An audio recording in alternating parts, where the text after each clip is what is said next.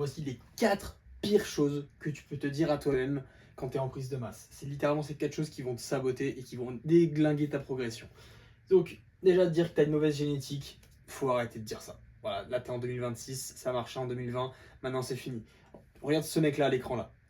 Tu penses que si c'était juste dit qu'il avait pas une bonne génétique, il aurait pu taper des médailles comme ça, genre, et être vice-champion de France de bodybuilding, il ressemblait genre à ça? Non, il aurait pas pu.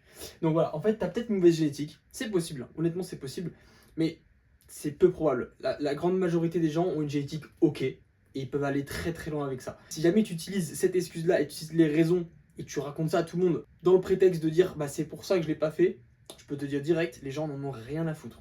Les gens s'en foutent. Voilà, des raisons pour lesquelles tu l'as pas fait, les gens s'en foutent. Alors que si jamais tu donnes 1, 2, 3, voire 5 ans d'entraînement, même avec une mauvaise génétique, tu peux avoir un super physique. Et je le dis haut et fort parce que j'y crois et que c'est la vérité. J'ai vu plein de gars qui commençaient vraiment loin, qui avaient un physique vraiment par terre et qui sont arrivés à des résultats incroyables. Juste parce qu'ils ont mis le travail, qu'ils ont mis la discipline et surtout qu'ils n'ont pas lâché. Parce que c'est beau d'avoir la discipline et le travail sur 3, 4 mois. Si jamais tu tiens pas ça pendant 1 an, 2 ans, 3 ans, 5 ans, 10 ans, malheureusement, le beau physique n'arrivera jamais. Ensuite, le métabolisme rapide. Oui, c'est possible que tu aies un métabolisme rapide. Moi-même, je pense, sans blague, hein, je pense que je vais avoir un des métabolismes les plus rapides de France. Pour te faire un ordre d'idée, quand j'étais en prise de masse et que j'atteignais des paliers et que je galérais à manger plus, j'ai mangé au maximum de ma vie environ 5000 à 5500 calories. Là, la majorité des gens vont me dire c'est pas possible, c'est impossible, mec. Genre littéralement, par exemple pour ma préparation de bodybuilding, j'ai fait une prise de masse forcément avant la sèche. Et là-dessus, j'étais sur une diète clean et je mangeais exactement 5200 calories. Donc, mec, c'était juste un enfer. Et j'ai réussi. Pourquoi? Parce que j'ai mis des techniques en place, j'ai mis des systèmes en place, j'ai bu mes calories, j'ai fractionné mes repas, etc., etc., etc. Et grâce à ça, j'ai quand même pu manger ces calories. Alors que de base, je suis un mec qui déteste manger. Je suis un mec qui a du mal à manger plus. Et je peux te dire que vraiment, si tu mets la volonté et que tu mets les systèmes en place, je peux t'assurer que ton métabolisme rapide, on va le détruire. Voilà, bref. Donc, oui, c'est plus dur. Oui, tu vas devoir manger 3000, peut-être même 4000 calories et ça va être compliqué. Mais crois-moi que tu vas construire beaucoup de muscles et que bah, tu seras juste super content à la fin, quoi. Et en vrai, un métabolisme rapide, tu peux voir ça comme quelque chose de chiant et de désavantageux. Crois-moi que je préfère avoir un métabolisme rapide qu'un métabolisme lent. Parce qu'un métabolisme lent, tu dois faire attention à tout ce que tu manges. Tu peux pas te permettre des écarts parce que si tu te permets un petit écart, tu fais un petit McDo à droite à gauche, tu te réveilles le lendemain, tu te prends 1 kilo, tu fais de la rétention donc comme pas possible. Tu fais une semaine de vacances où tu fais des écarts, tu prends du gras. Les mecs comme nous avec un métabolisme rapide, c'est pas nos problèmes. Oui, on a du mal à manger plus, mais au moins on peut se permettre des écarts sans grossir. Et on a les abdos et on est sec à l'année. Donc encore une fois, vois pas ça comme une malchance, mais plutôt comme un avantage. Il faut juste que tu utilises les bonnes armes pour le contrer. Maintenant, skip une séance ou un repas. En soi, c'est pas dramatique de rater une séance. Ça arrive à tout le monde, on l'a tous déjà fait. Ou rater un repas. Le problème là-dedans, c'est que c'est pas tant l'impact que ça a directement sur ta progression, c'est l'impact que ça a là-dedans.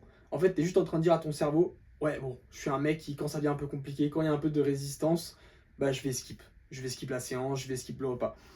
Et au fur et à mesure des semaines, au fur et à mesure des mois, tu vas t'habituer à te dire je peux skip ça, et je peux skip ça, et je peux skip ça. Et c'est exactement la raison pour laquelle au fur et à mesure tes efforts ils descendent et au final tu finis par plus t'entraîner et plus rien faire. Donc en fait, il faut que vraiment que tu repères qu'au moment où la petite voix dans ta tête te dit ouais bon allez là, c'est bon mec, t'as assez mangé, c'est pas grave si tu manges pas ce yaourt avec des céréales dedans et je sais pas du miel ou du chocolat noir, bah c'est pas très grave. Bah, c'est exactement la raison pour laquelle t'es bloqué à ton poids actuellement. Ouais, ah mec, les jambes, en vrai, là, c'est bon, j'ai beaucoup couru cette semaine, j'ai marché, je fais pas les jambes. C'est pour ça que t'as des jambes de coq, tu vois. Donc, tous ces petits détails-là, et crois-moi que ça se joue sur du détail comme ça. Ça peut peut-être te faire flipper, tu te dis, oulala, si c'est à tel point du détail, c'est grave.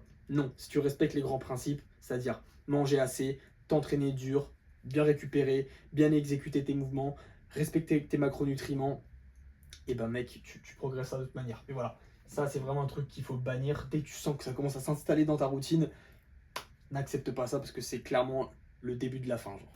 Et te comparer aux autres. La pire des choses. En vrai, on est tous en train de scroller. C'est bateau ce que je veux dire, on scrolle tout le temps, on tombe tous sur des physiques de fou, que ce soit dans le feed game français ou que ce soit aux US et tout. les gens ont tous des physiques de malade. Dis-toi que ce que tu vois là, c'est le top 0,1%. Et dans ce top-là, de 0,1%, la moitié, ou même plus, sont tous dopés. Voilà. Donc, faut vraiment pas te comparer à ces mecs-là, parce que soit ils sont dopés, ou soit ils ont vraiment une génétique, mais genre golden génétique, genre ça veut dire que tu peux faire tout ce que tu veux, tu n'auras jamais leur physique. C'est juste des mecs qui sont tellement doués en fait sur le point de vue vraiment génétique qu'ils peuvent faire 6 mois de salle et genre exploser mon physique alors que ça fait 5 ans que je m'entraîne, tu vois. Donc tu peux pas juste, tu peux pas te comparer à eux, genre tu joues pas dans la même cour et c'est comme ça. Il y a des gens qui sont plus doués et tu peux rien y faire. La personne avec qui tu dois te comparer, c'est juste toi, mec. Genre regarde, toi il y a 3 mois, il y a 6 mois, il y a 1 an, est-ce que tu es devenu meilleur? C'est le cas? Magnifique. C'est pas le cas? Il faut se remettre en question et il faut mettre le travail en place. Aussi simple que ça. Et bien justement, si jamais tu sens qu'il y a du travail à mettre en place et que tu sais pas vraiment lequel, tu stagnes, tu te dis est-ce que je dois plutôt faire ci, est-ce que je dois faire ça, qu'est-ce qui bloque actuellement, qu'est-ce qui fait que j'ai pas le physique que je veux encore alors que ça fait des mois et des années que je travaille comme un fou, prends ton appel en bio, on va décortiquer tout ça ensemble, je vais te poser des questions spécifiques sur ta situation, voir dans un premier temps si je peux t'aider, si c'est le cas, mec, on fonce ensemble, si c'est pas le cas, il n'y a pas de souci, je te dirai directement qu'est-ce que tu pourras implémenter et je te donnerai ton plan d'action.